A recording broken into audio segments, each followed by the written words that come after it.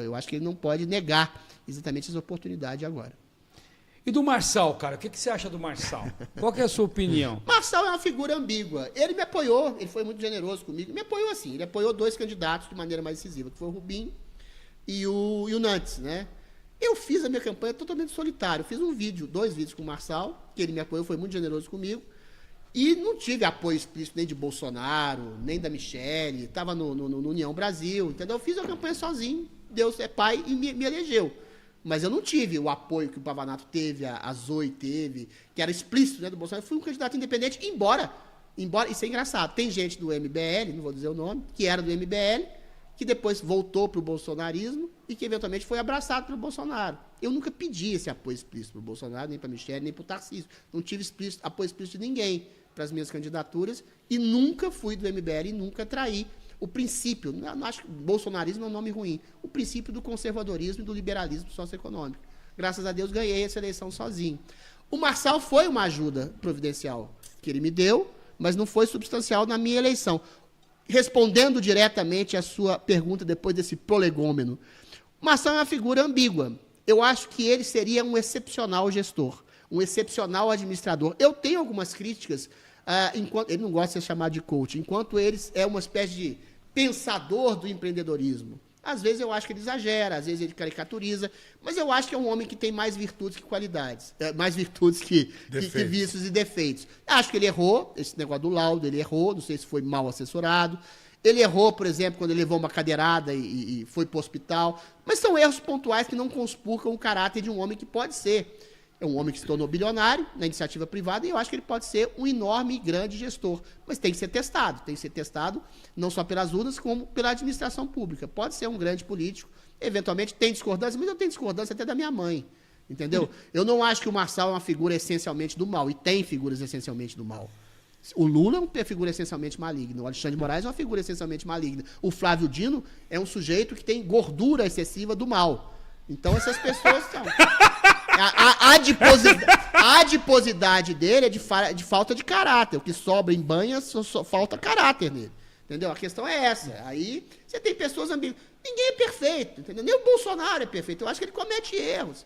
Eu estou dizendo agora que o erro dele é ser excessivamente democrático com gente que quer ter eu acho que o erro... Erro estratégico, mas não é erro moral. Não é erro moral. Eu não sei se você vai compactuar comigo, não vejo erro moral grave nem no Marçal, nem no Bolsonaro. Eu já falei tem isso erros? daí. Tem, mas ninguém Eu já falei isso daí. No governo dele, eu acho que o erro primordial dele, onde ele perdeu a mão, foi quando ele nomeou o Ramage lá para diretor da Polícia Federal e voltou atrás. Ali eu acho que ele foi... Bolsonaro, ele é exatamente...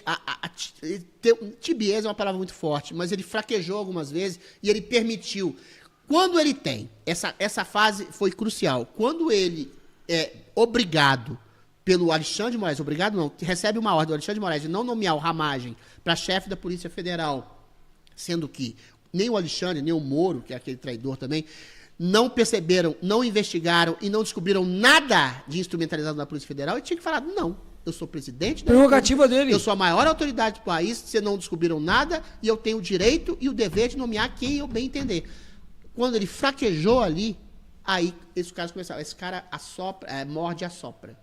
Quando ele fala, por exemplo, que o Alexandre de Moraes era um canária, tudo bem, falta de liturgia do cargo, talvez não devesse usar esse adjetivo, mas do ponto de vista formal, um homem que prende pessoas inocentes, arrebenta com a vida de inocentes, é um canalha.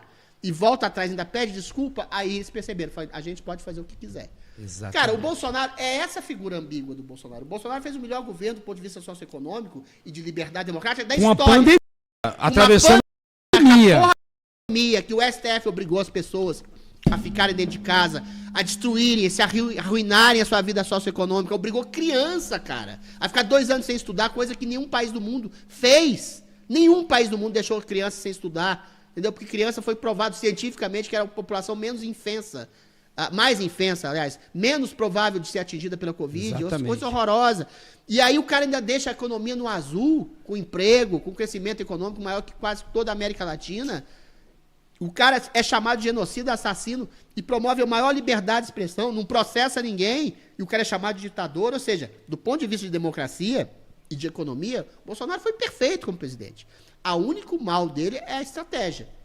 é exatamente ser excessivamente complacente com aqueles que estavam tentando destruí-lo. É o contrário. O cara é um democrata, visceral. Democrata até demais, porque a democracia você tem que perceber que quando alguém por dentro está minando a democracia, você tem que ser usado, não de autoritarismo, de autoridade. O Alexandre de Moraes não vai cometer mais esses abusos. O Alexandre de Moraes não vai deixar eu não domiar o Ramagem. Aí os caras foram esticando a corda, esticando a corda, esticando a corda, até chegar o momento que a gente chegou, infelizmente. E você vê que ele era um cara que ele tinha poder, que ele colocava medo pelo poder que ele tinha, quando ele chegou de súbito lá no STF. Você viu quando ele chegou lá? Que ele foi... Claro. Todo mundo ficou, sabe? Ele não soube, ao erro grande dele, exercer o poder que ele tinha da maneira democrática e republicana que ele poderia ter exercido para coibir a ascensão desses abusos. E eu acho que até hoje ele está mais incisivo, mas ele não devia dialogar com essa gente. Ele devia sair do país. Foi o conselho que eu dei a ele. Não quis. É a vida dele, é a estratégia dele. Você chegou a dar esse conselho para ele?